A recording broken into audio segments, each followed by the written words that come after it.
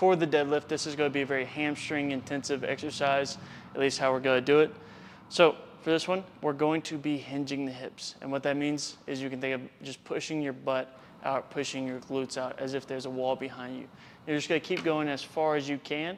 You're not bending your back on this one. Your back will naturally come down as your hips are going out.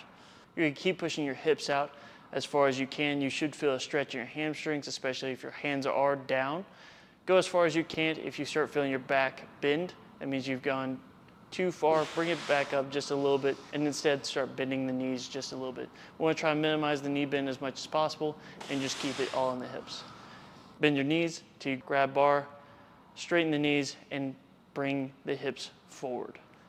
Throughout this exercise, you want to try and keep your shoulders back as best you can.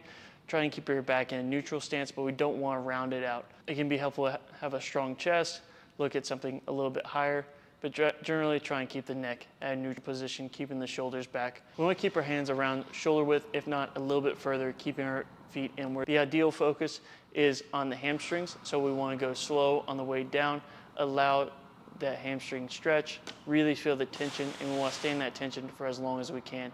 So going slow on the eccentric for a tempo of 4 to 6 seconds, pausing at the bottom unless you feel the need to stop.